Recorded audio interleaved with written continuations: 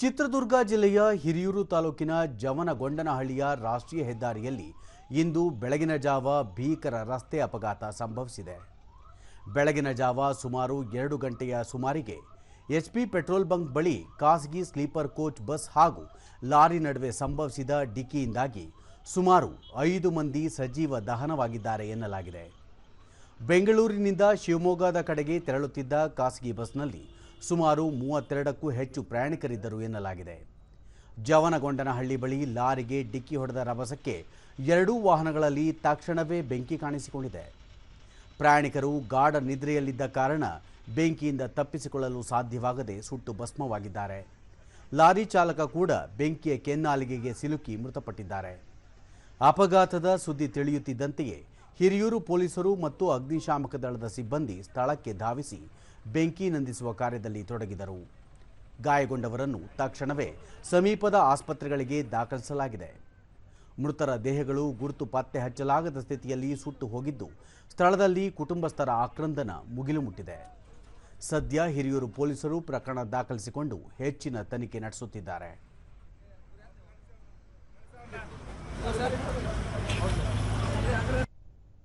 ದಾವಣಗೆರೆ ಪೂರ್ವ ವಲಯದ ಪೊಲೀಸ್ ಮಹಾನಿರೀಕ್ಷಕ ರವಿಕಾಂತಗೌಡ ಖಾಸಗಿ ಬಸ್ಗೆ ಎದುರುಗಡೆಯಿಂದ ಬರುತ್ತಿದ್ದ ಕಂಟೈನರ್ ಡಿಕ್ಕಿ ಹೊಡೆದಿದೆ. ಪ್ರಾಥಮಿಕ ತನಿಖೆಯಲ್ಲಿ ಡೀಸೆಲ್ ಟ್ಯಾಂಕ್ಗೆ ಕಂಟೈನರ್ ನೇರವಾಗಿ ಡಿಕ್ಕಿ ಹೊಡೆದ ಪರಿಣಾಮ ಈ ದುರ್ಘಟನೆ ಸಂಭವಿಸಿದೆ ಎಂದು ತಿಳಿದು ಬಂದಿದೆ ಎಂದರು. ಗಾಢ ನಿದ್ರೆಯಲ್ಲಿದ್ದವರು ಕೊನೆಯುಸಿರು ಎಳೆದಿದ್ದು, ಕೆಲವರು ಪ್ರಾಣಾಪಾಯದಿಂದ ಪಾರಾಗಿದ್ದಾರೆ. ಕಂಟೈನರ್ ಚಾಲಕ ಸಹ ಸಾವನ್ನಪ್ಪಿದ್ದು 12 ಮಂದಿ ಗಾಯಗೊಂಡಿದ್ದಾರೆ, ಹಲವರು ಸಾವನ್ನಪ್ಪಿದ್ದಾರೆ ಎಂದರು.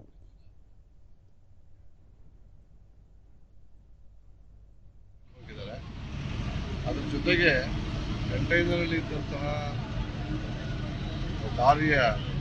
ಕಂಟೈನರ್ ಲಾರಿಯ ಡ್ರೈವರ್ ಕೂಡ ಒಳಗಡೆ ಆ ಇಂಪ್ಯಾಕ್ಟ್ ತೀರಿ ಹೋಗಿ ಮತ್ತು ಬೆಂಕಿಯಲ್ಲೂ ಕೂಡ ಅವರು ಡ್ರೈವರ್ ಕೂಡ ಸತ್ತು ಹೋಗಿದ್ದಾರೆ.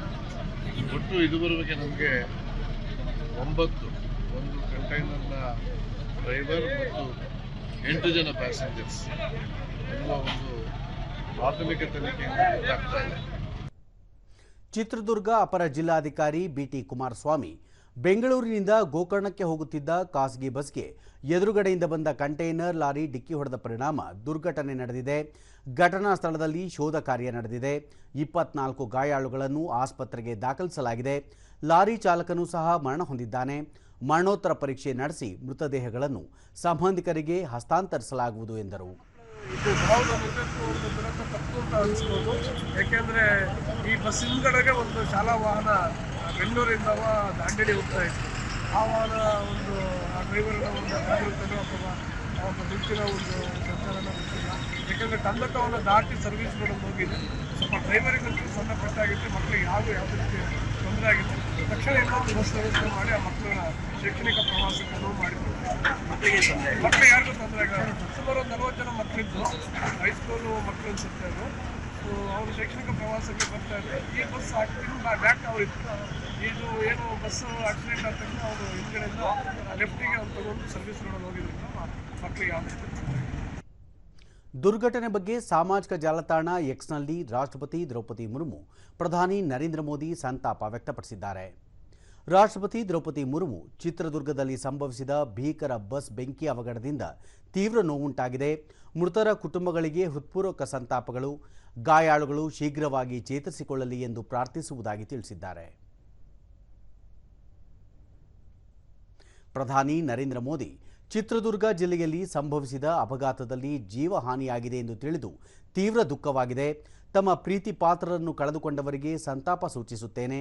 ಗಾಯಗೊಂಡವರು ಆದಷ್ಟು ಬೇಗ ಚೇತರಿಸಿಕೊಳ್ಳಲಿ.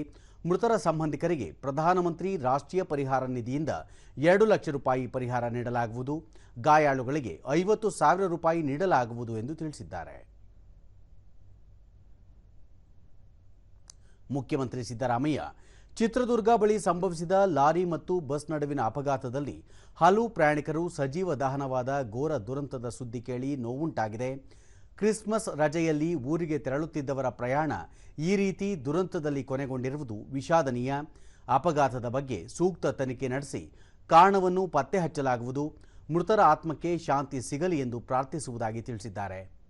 ಮೃತರ ಕುಟುಂಬಸ್ಥರಿಗೆ 5 ಲಕ್ಷ ರೂಪಾಯಿ ಹಾಗೂ ಗಾಯಾಳುಗಳಿಗೆ ತಲಾ 50,000 ರೂಪಾಯಿ ಪರಿಹಾರವನ್ನು ಮುಖ್ಯಮಂತ್ರಿ ಘೋಷಿಸಿದ್ದಾರೆ.